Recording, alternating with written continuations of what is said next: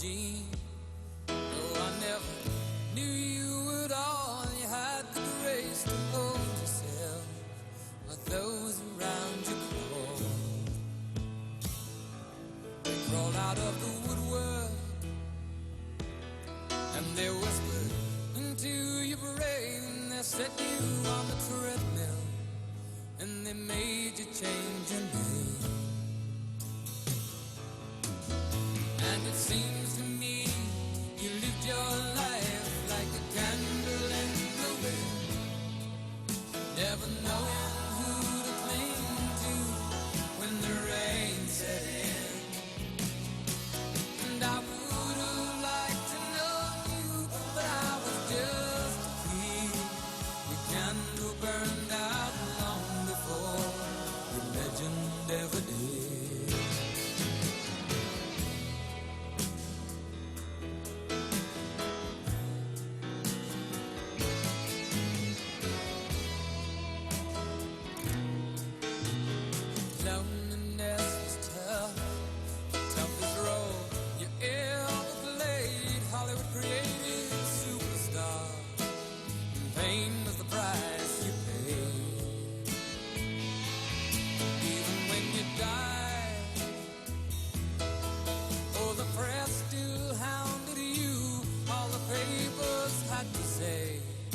Was that Marilyn was found in the news.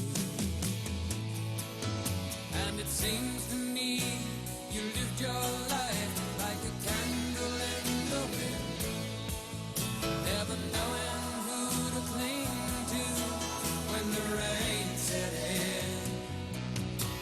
And I would have liked to know you, but I was just a kid. Your candle burned out legend ever did.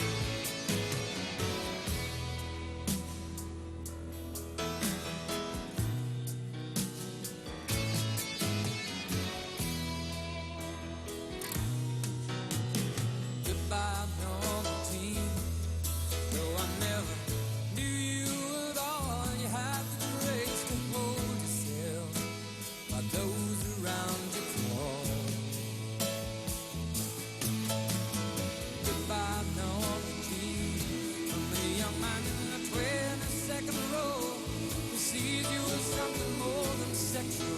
More than just our Marilyn Monroe. And it seems to me you lived your life like a candle in the wind, never knowing who to cling to when the rain set in. And I would have liked to know you, but I was just a kid. The candle burned out long before the legend ever did. The candle burned out long before the legend ever did.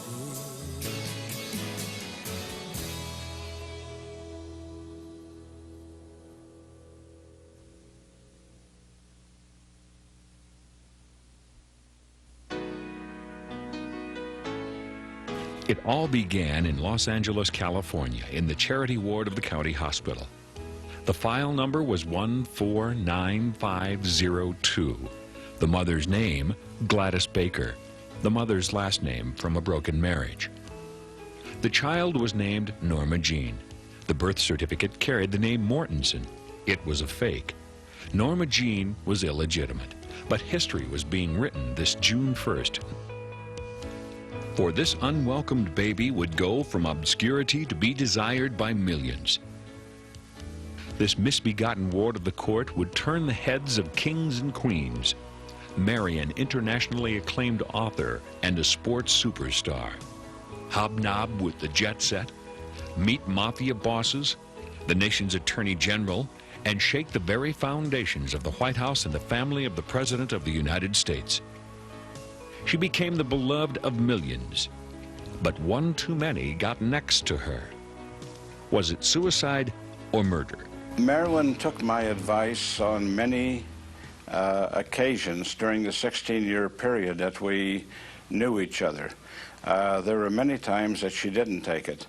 I would say the most crucial time that she did not take my advice was on the Friday night before her death, when she telephoned to me, and I was back east, and she told me about a press conference that she was going to have to announce her affairs with Bobby Kennedy and Jack Kennedy on Monday morning if she could not reach Bobby Kennedy over that weekend, which of course she was very unsuccessful in doing. And I told her to forget that, and she mentioned the fact that she had the diary of everything that Bobby Kennedy had told her, and I told her that was a walking time bomb. And I said, do yourself a favor. Get rid of the diary, don't hold the press conference, and forget the Kennedys completely. They're out of your life now. Don't pull them back in. And of course, she didn't do that. And she ended up dead on Saturday night. Robert Slatzer, film director and author, was married to Marilyn for a short period in her early days in Hollywood and remained her friend and confidant until her untimely death. This pretty girl came with a nice shape, I might add, came through the revolving door, and the door sort of hit her in the back in the derriere, I might say, and she dropped this great big scrapbook she had. And she didn't have a sophisticated book that had a big zipper around it like you see today, like you see girls carry who are models and actresses. It was literally an old scrapbook. It was tied together with string, and it fell on the floor. Pictures went all directions, and in the meantime she almost tore off part of her heel by getting through the door when that happened. So I was sitting there, and I sort of came to the rescue, and I helped her put the pictures back in place and everything. And before she was called for her interview that she was out there to see, which was her first time at a studio, I got her phone number, she got mine, where I was staying at the old Hollywood Plaza Hotel at that time, and we made a dinner date that night, and that was the beginning of what was to become a 16-year relationship. Hollywood in the late 1930s was called Heartbreak City due to the number of young ladies that arrived with stardom in their eyes and $1 in their pockets. Tinseltown had more pretty waitresses waiting for their big break than the total number of executives and technicians in all of the studios. The few who did make it were the toast of the town and the imaginary sweethearts of the world. Norma Jean didn't have to take a train or bus to Hollywood. She went to high school in the shadow of the giants, MGM, Warner's, Fox, RKO, Paramount. The blossoming teenager went to the movies at every opportunity. Her favorite was the blonde bombshell Jean Harlow. You know we drink that water? Stop! Gee, can a girl take a bath in privacy without... Oh, good morning. Red Dust. Storm-lashed story of passions at fever heat in the steaming Malay jungle. Jean Harlow ran away from home at the age of 16. Norma Jean, the future Marilyn Monroe, escaped into marriage at 16.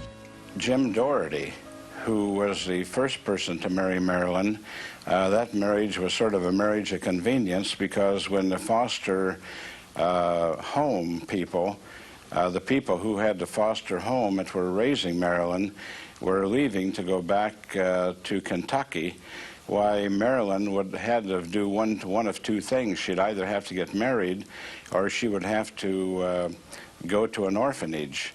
And that's the way the law read in California back in 1942. And so the marriage to James Doherty was a marriage of convenience. James Doherty was a neighbor of the foster home people where Marilyn lived at the time.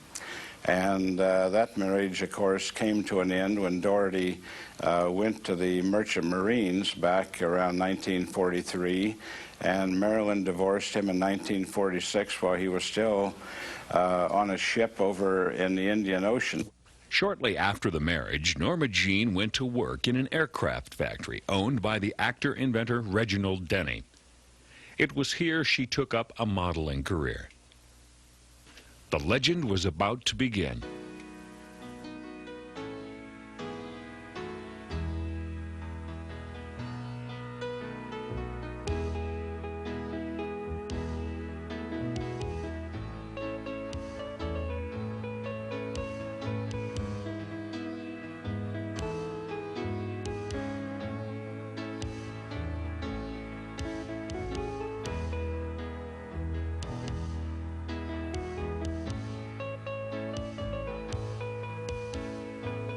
she began posing for some of these magazines, which at the time were considered quite risque. There were magazines like Tit and Titter and See and Show, and magazines at that time that you wouldn't want on your coffee table at home. Then a major advertising agency gave her a motion picture assignment, a gas commercial. I call her Cynthia. She's going to have the best care a car ever had. Put Royal Triton in Cynthia's little tummy. Right, lady.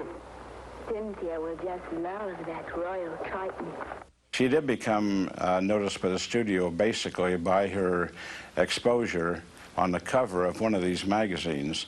When Howard Hughes, back in 1946, was in his near-tragic airplane crash in Beverly Hills, he was in his hospital bed, and he was looking through a series of these magazines and looking at the pretty girls and so forth, and he saw Marilyn.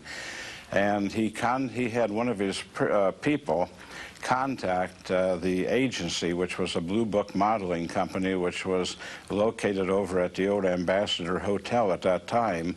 And he wanted to know who that girl was, and he wanted her to report to RKO Pictures, which he owned. And the agent used that as a bartering situation, so to speak, and ended up getting her over to Daryl Zanuck at Fox instead of Hughes, his right-hand person over at RKO.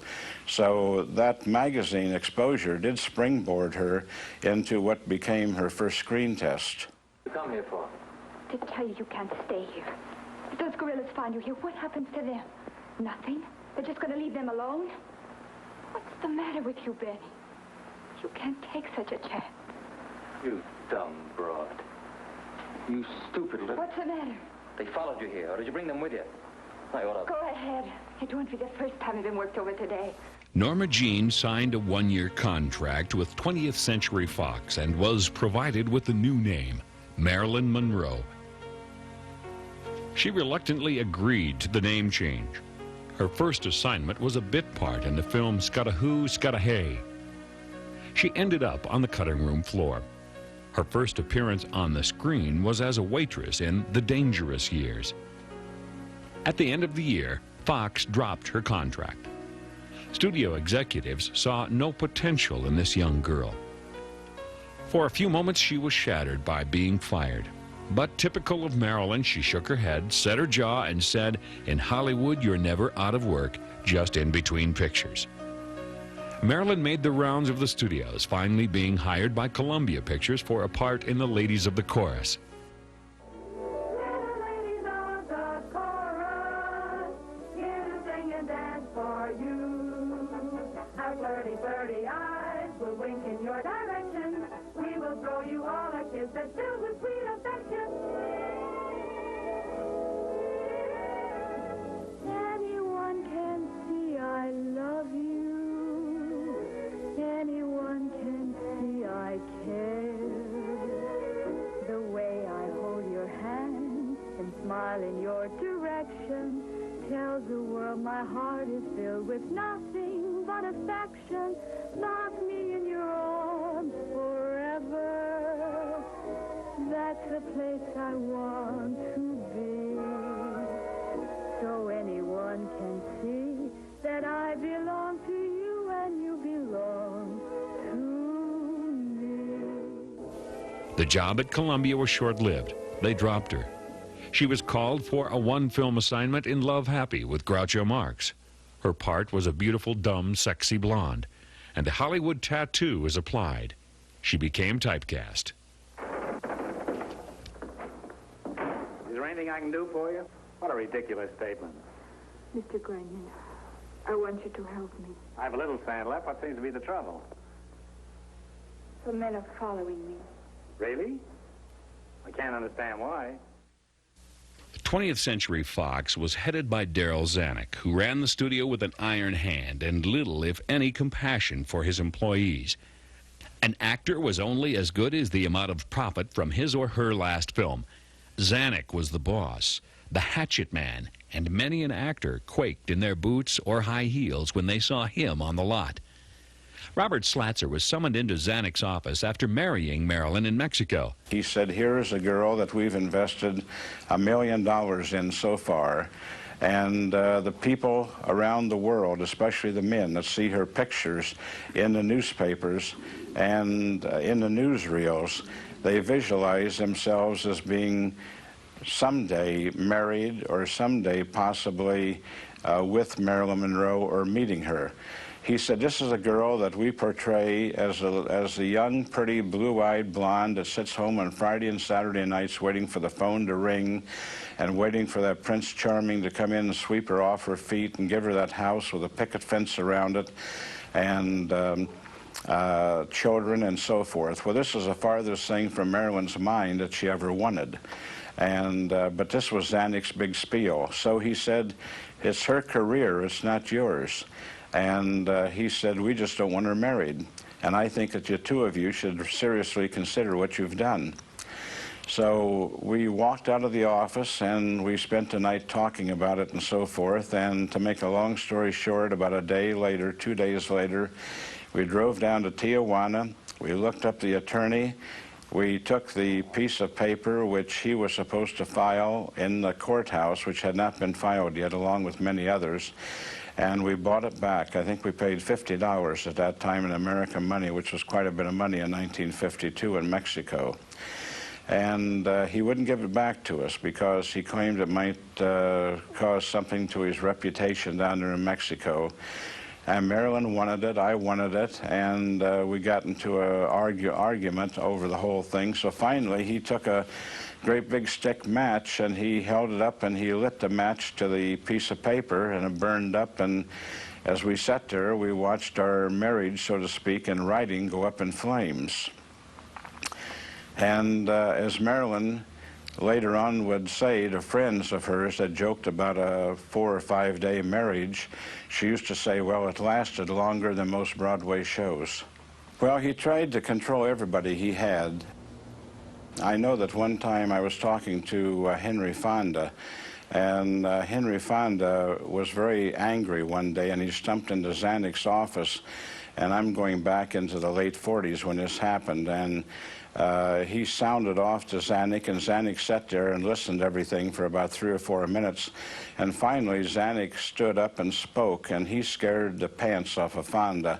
And Fonda was terrified every time he'd bump into Zanuck. He would just almost avoid him if they were going down, if they were walking towards each other in the studio lot. He would take a shortcut and go someplace else.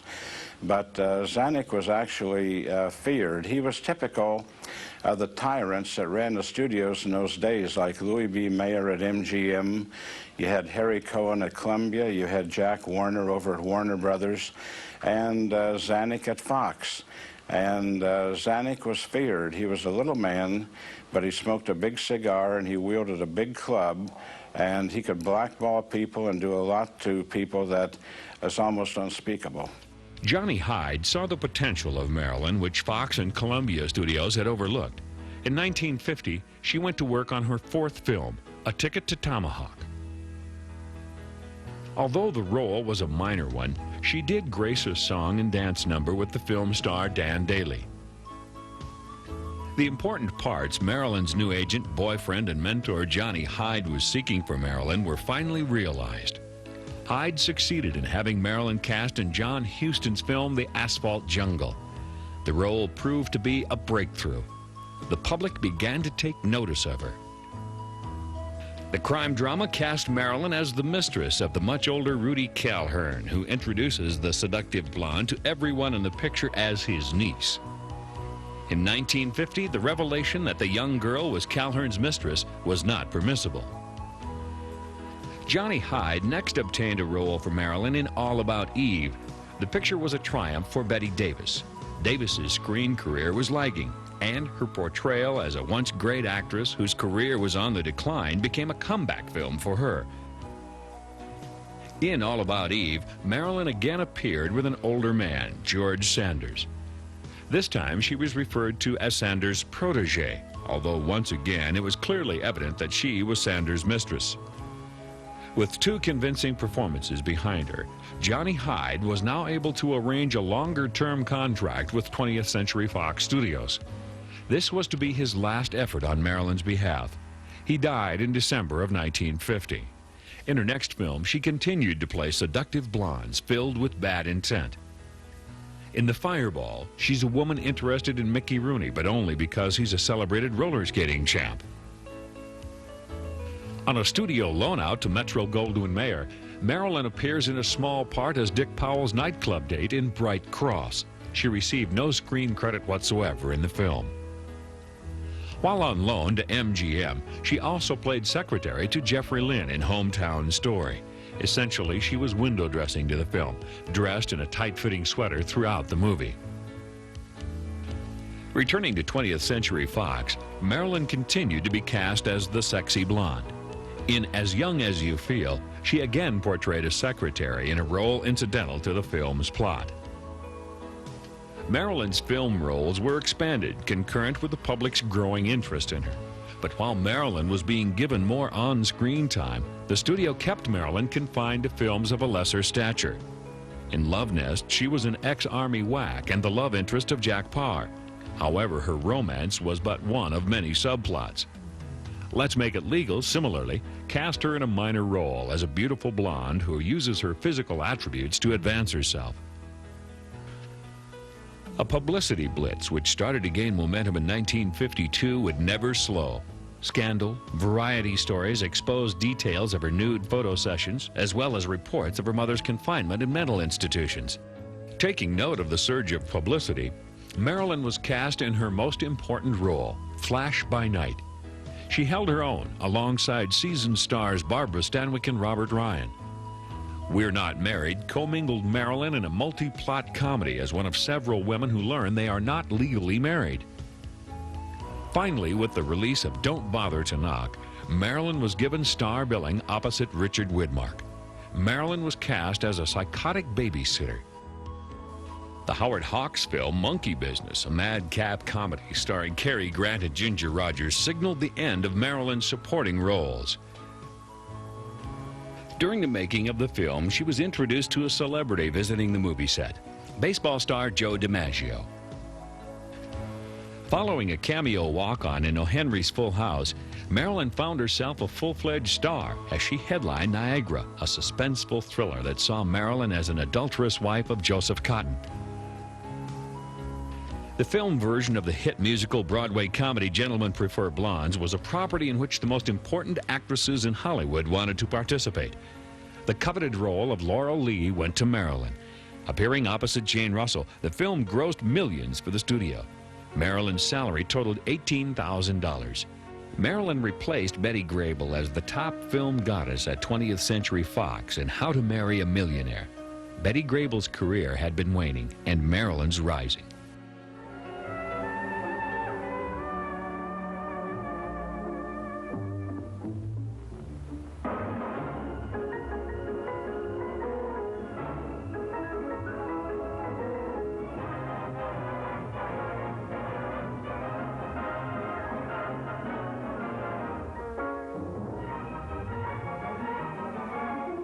Yes, just watch the fur fly as the most talked about girls in Hollywood go out loaded for big game. Monroe, Grable, and Bacall, adding their own wonderful dimensions to the eye-filling dimensions of CinemaScope, letting you in on the grand and glorious adventures of three fascinating females who pool their beauty in the greatest plot against mankind since Helen of Troy, Marie Antoinette, and Venus de Milo.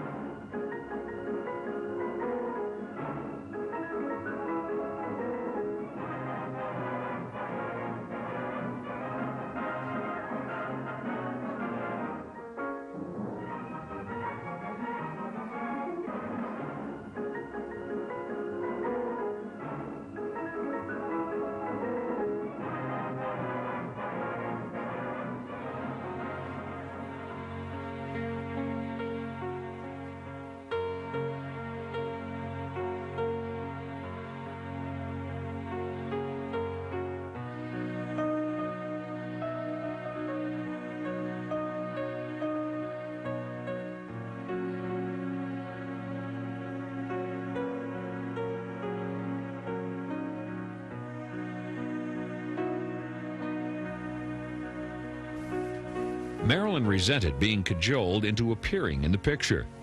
Feeling the sting of River of No Return, she flatly refused to appear in the film titled Girl in the Pink Tights. The studio responded by placing her on suspension, and Marilyn countered this move by marrying Joe DiMaggio on January 14, 1954. Their wedding was an international event. Their honeymoon, which took them to Japan, began as a dash for privacy, but became a series of welcoming riots.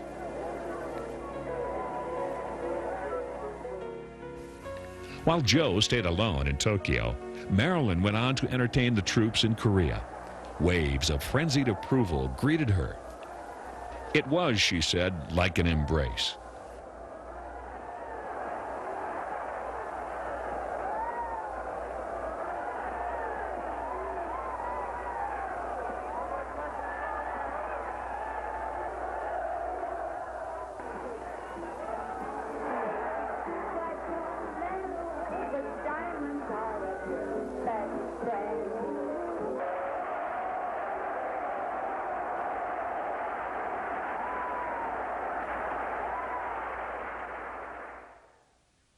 Back in Hollywood, the quickening tempo of Marilyn's career brought her the leading role in The 7-Year Itch.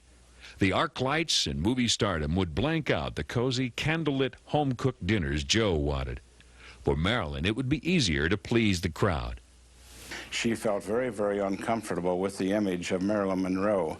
I remember her saying even to me at times when she was very, very upset with things at the studio going on, she just said, she would just put her hands up in the air and wring her fists, and she would just say, "I just wish I could be Norma Jean all over again." Another tune-filled CinemaScope musical was next for Marilyn, There's No Business Like Show Business. Marilyn didn't care for the script or the picture, so the studio agreed to give her the lead in the film version of the smash Broadway hit The 7-Year Itch if she appeared in There's No Business Like Show Business. As the upstairs neighbor of Tom Ewell in The 7-Year Itch, Marilyn threatens the man's fidelity, but even more threatened was the stability of Marilyn's real-life marriage. Joe DiMaggio resented the furor created when his wife appeared in the famous 7-Year Itch scene where her dress is blown up by the air rushing through a sidewalk grating. Marilyn's attorney, Jerry Giesler, announced her divorce in late 1954. Miss Monroe will have nothing to say this morning. All I can say as her attorney is that this is what we would say with the conflict of careers. Following her divorce, Marilyn placed herself in a self-imposed exile in New York. She spent several months studying her craft before returning to Hollywood to appear in Bus Stop. I would rather say that I have director approval, and that is true. This you think is important? Yes, it is. Very important to me. You're wearing a high-hat dress now. The last time I saw you wear it, is this a blue Marilyn, a blue Stella? No, I'm the same person, but it's a different suit. The film version of William Inge's play Bus Stop is quite possibly Marilyn's finest film performance. As a saloon singer with higher aspirations, she falls in love with a simple cowboy played by Don Murray. Following Bus Stop, Marilyn formed her own production company to produce feature films and announced her intentions to wed playwright Arthur Miller. While in New York, she had dated the then-married Miller. Could you tell us what kind of a wedding you're going to have? Very quiet, I hope. Do you feel certain at this time that you will be able to get away to go to England? I feel certain I'm going to try awfully hard. In the event that you are not able to go, will Miss Monroe still go? Oh, sure. She's got to go. She's got a contract to go. Well, that means you may not have a honeymoon together then. I think we will. I hope so. Very soon after their marriage, the couple flew to England to begin work on The Prince and the Showgirl, the prince being Sir Laurence Olivier, and of course Marilyn was the dancer. The plot basically concerned their two different worlds' romance. By the time the production ended, Olivier and Marilyn were no longer on speaking terms. One of Marilyn's more pleasant memories of the trip to Europe was being presented to the Queen. Upon returning to Hollywood, Marilyn had been offered the unique opportunity to portray her childhood idol Jean Harlow in a film biography. While Marilyn was eager to approach the role, Arthur Miller persuaded her to turn down the opportunity. Marilyn did play a blonde of Jean Harlow's era, however, in Some Like It Hot. Although the film was beset with production problems, Some Like It Hot remains one of the greatest comedies of all times. Carefree mind all the time, never blue. Always going, don't know where. Always showing, I don't care. Don't love nobody. It's not worthwhile. All alone, running wild. Following her triumph in Some Like It Hot, Marilyn appeared in her least successful film, Let's Make Love. Marilyn's fourth marriage was also in trouble. Arthur Miller was growing cold towards Marilyn. To additionally signal the end of their relationship, Marilyn engaged in a quick but openly publicized affair with her Let's Make Love co-star Yves Montand. On July 18, 1960, Marilyn Monroe began work on her last completed film, The Misfits. The film would also be her co-star's final film.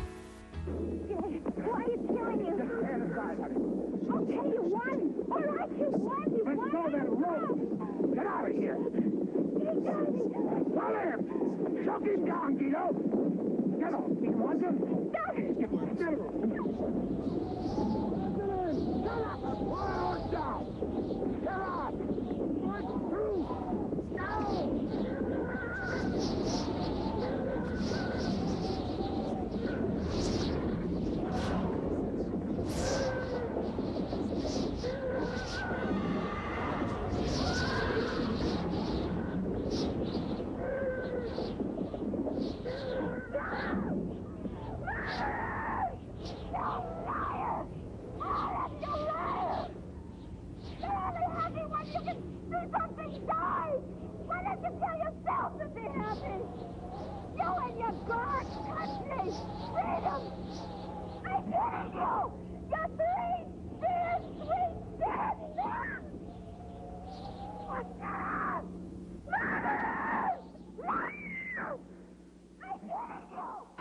Clark Gable would die 2.5 months before the film was released. Pressures during the shooting of the film were intense. Tensions between Miller and Marilyn were equally steaming. As pressure mounted, Marilyn suffered a breakdown and returned to a hospital in Los Angeles, where she remained for 2 weeks. Ultimately, the film ran 40 days over schedule. Clark Gable died 12 days after the film's completion. Gable's widow accused Marilyn of creating such stress for the man as to have brought about his heart failure. Prior to the film's release on January 31, 1961, Marilyn's marriage to Arthur Miller ended in divorce. To compound her personal problems, Marilyn began to turn more frequently than ever to alcohol and prescribed drugs. Marilyn committed herself to a psychiatric clinic in New York in an effort to rid herself of chemical dependencies. Upon her release from the hospital, she spent time recuperating in California. During this period of her life, she became acquainted with both President John F. Kennedy and Attorney General Robert Kennedy. My own opinion as to why Marilyn Monroe got involved with the Kennedys, that's Jack Kennedy and Bobby Kennedy at different times, was the fact that she was fascinated with them.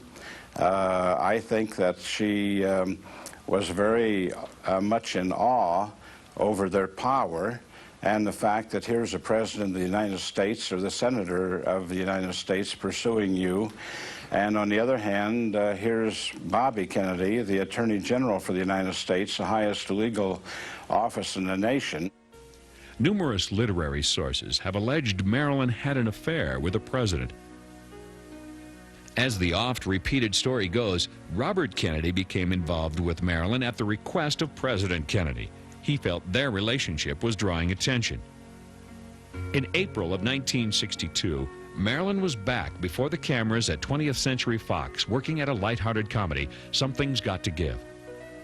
As in the past, Marilyn began causing expensive production delays on the film. Infuriated executives at 20th Century Fox placed her on suspension. On May 19, 1962, Marilyn appeared at a Madison Square Garden birthday party held to honor President Kennedy. On this occasion of your birthday, this lovely lady is not only punctilious, but punctual. Mr. President, Marilyn Monroe.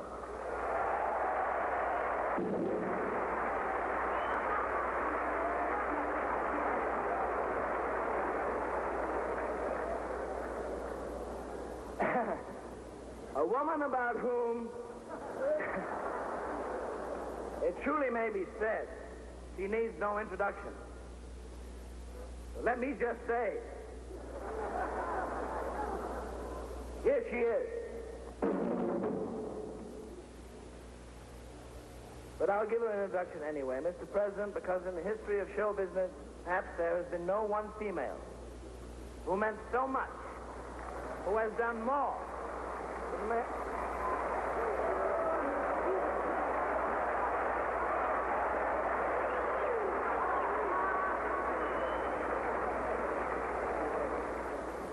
Mr. President, the late Marilyn Monroe.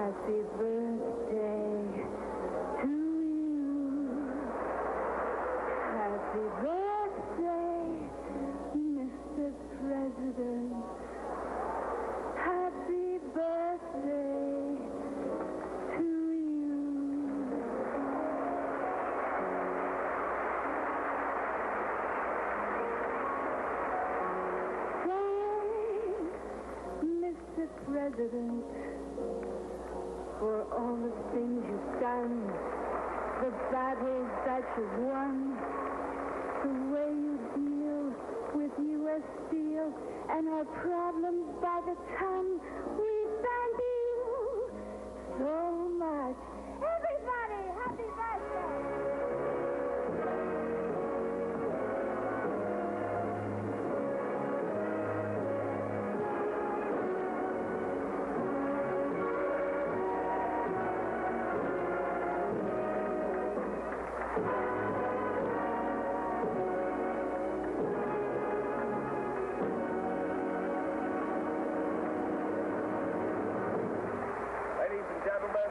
President of the United States.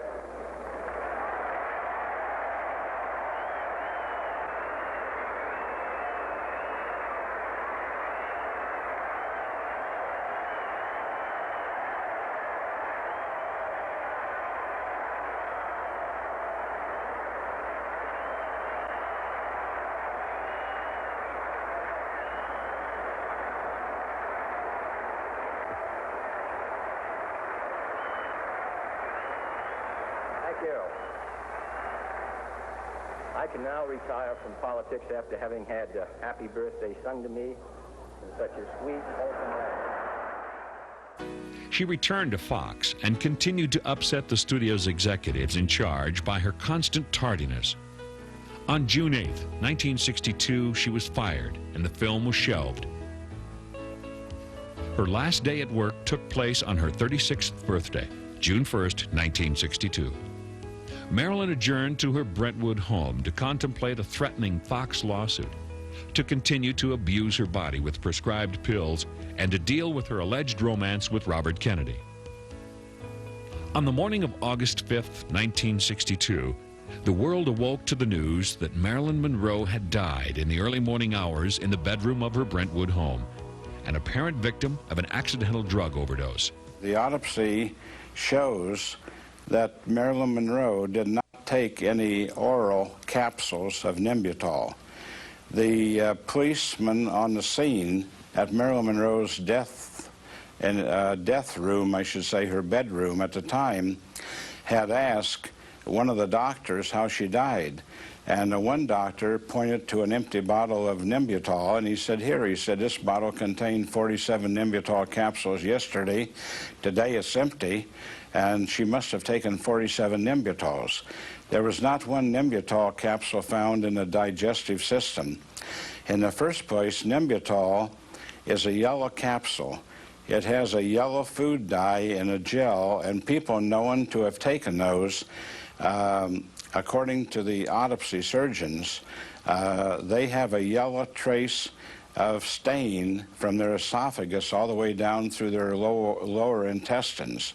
Marilyn Monroe did not have any dissolved or undissolved Nembutal capsules in her system whatsoever.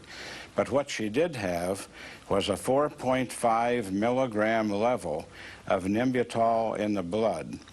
Now, that is equivalent to about 150 capsules, according to Abbott Laboratories back in North Chicago, that manufacture the product. On top of that, the dose of Nembutal that Marilyn got was enough to kill about 8 Marilyn Monroes, or about 3 horses. That's how strong it was. The police took latent fingerprints in Marilyn's bedroom and her home, and they couldn't even find her prints on her pill bottles. Everything had been completely wiped clean, and we found out through the years that it was the CIA that came in and cleaned the place completely. They made it completely sterile. Every dish in the cupboards out in the kitchen was completely cleansed, and there was no fingerprints whatsoever. They couldn't even find Marilyn Monroe's fingerprints in her own house or even around her own bed. It was only a diary that she kept so that she could remember what Bobby Kennedy had told her the last time they were together, because he chastised her one day saying, you don't remember what I told you last week, and she wanted to know what she wanted to remember pretty much what he had told her. So she bought this diary just as a instrument to go and write down what he told her in this book. And then when they would have the next date before he would come to pick her up or she would meet him, she would pick up the diary and she would read in it her notations from the last time they were together. And then when Bobby Kennedy would question her about certain things or talk about that same subject, she would be pretty much in tune with what he had to say, because don't forget, she was a professional actress.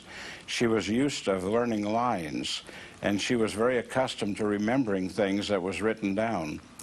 And this, of course, unfortunately became one of her greatest downfalls, was keeping this diary. I think that if the diary hadn't existed, Marilyn Monroe would still be alive. The night that Marilyn Monroe died, a neighbor, Abe Landau, who still lives in the same house in the same location adjacent to Marilyn, he and his wife came home that night on a Saturday night about 11:30 to midnight in that vicinity, and they not only saw a police car at Marilyn's house, but they saw an ambulance. And Walter Schaefer, who owns the Schaefer Ambulance Company, which is the biggest ambulance company in Southern California with many outlets, told me several years ago that he said, yes, he said, one of my ambulances did pick up Marilyn Monroe. She was alive but comatose. She was taken to Santa Monica Hospital and dropped off. Now, he said, how she got back at her house in her bed dead, I don't know. We didn't take her there, but he said we did take her to the hospital. So there's still a big controversy as to whether the ambulance drivers that picked her up and took her away might have brought her back and been bribed, and Mr. Schaefer didn't know anything about it. That's strictly theory. But we do know that the body was picked up and taken to the hospital, but there's no record of it ever being admitted. The patrolman got his motorcycle and was heading away from the Beverly Hills police station about midnight. And he ended up a few minutes later down on the corner of Olympic and Robertson, which is a main intersection in Los Angeles going towards the eastern part of town. And he saw a Lincoln Continental speeding going east towards downtown Los Angeles, and it was going about 70 to 80 miles an hour. And he took off after it, and when he stopped it, he found Peter Lawford as a driver, and Dr. Greenson, Marilyn's psychiatrist, was sitting in the front seat, and in the back seat was Bobby Kennedy, the Attorney General of the United States. And he asked Peter Lawford where he was going in such a hurry, and Lawford said, "I have to get the Attorney General back to his hotel so he can pack and go up to San Francisco to meet his family." And so the cop, of course, said right away, he smiled, he said, "Well, first of all," he said, "you're speeding, and secondly," he said, "you're going the wrong way." Now, this patrolman knew Peter Lawford personally. He had been invited out to the movie sets that Lawford had been doing pictures. He had been to his home for parties and things like that, so they were old friends. So he didn't give him a ticket, but he said, "The hotel where the Attorney General is staying is the other way." He said, "You're going east, you're not going west." He said, "Turn the car around and get the Attorney General back to his hotel," but he said, "Stay within the speed limit." So this is another piece of evidence that Bobby Kennedy was in town. And what was Bobby Kennedy at a little bit after midnight on the night of August 4, when Marilyn Monroe was already dead, and he had been seen at the house, and there was a tape recording of Bobby Kennedy in a terrible argument with Marilyn, which was around 10:30 that night, which was taken by Bernard Spindell, who was a master wiretapper, who was tapping Marilyn's house and Bobby Kennedy's house for Jimmy Hoffa. And this is on tape. At 10:30 that night, Bobby Kennedy and Marilyn Monroe were in a violent argument. There was screaming. There was a slap on the face, which sounded like a slap on the face, according to people who heard the tape. A body fell to the floor, like a thump on the floor. There was screaming, and that was all that the tape picked up. Marilyn Monroe died between that time and between midnight, the time that Bobby Kennedy's car was stopped in the Beverly Hills area. And this goes back again to the fact that Bobby Kennedy had to know something about Marilyn's death, or be involved in it, or being indirectly involved in it. I was instrumental in getting the case reopened in 1982 by the district attorney's office, but they didn't call it a reopening. They called it an inquiry, and I must say it was a rather cursory inquiry, because people that they questioned that should have been questioned under oath were not questioned under oath. There were a lot of people who can tell what happened to Marilyn Monroe in those last hours if they were called in. But these people were not called in because it was not under oath, and so it was a very cursory report that the district attorney's office issued in 1982. In 1985, I petitioned the Board of Supervisors, Mike Antonovich, who represents one of the districts, and who was very much in favor of opening this case. And it passed 5-0. It passed unanimously by the Board of Supervisors to have a grand jury investigation of the case of Marilyn Monroe, her death, which had never been investigated before. There had never been a coroner's inquiry even, which is ridiculous. So the grand jury approved it and started investigating it, and they were only on it for about 4 days, and they were making some magnificent progress when Ira Reiner, the district attorney of the county of Los Angeles, fired the grand jury foreman and put a stop to the inquiry, which is another part of the cover-up.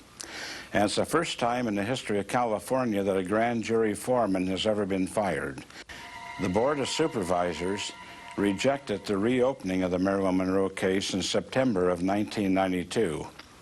However, there is still hope. I'm planning, along with a few other people, to go back and get the case reopened and bring these people in. There's about 6 or 7 of them who are still alive, including one of her doctors, her press agent, one of her attorneys, people who know things, and if they ever were questioned, they could tell what happened to Marilyn Monroe that tragic night of August 4, 1962. And one of the reasons that I want this case opened is the fact to prove that Marilyn Monroe did not commit suicide, number 1, and number 2, there is no statute of limitations on murder. Early in the morning, 30 years after Marilyn's unexplained death, technicians are readying Stage 5 at Fox Studios for the first day of shooting a feature film. A few miles away, news cameramen, tourists, old friends, curiosity seekers, even Marilyn Monroe lookalikes are gathered at the cemetery where Marilyn's crypt is located.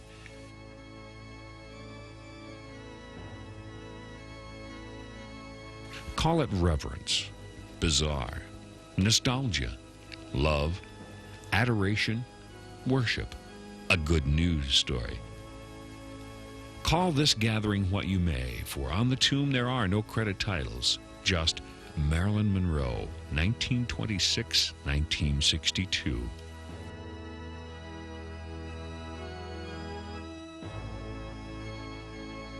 Whatever happened to Norma Jean?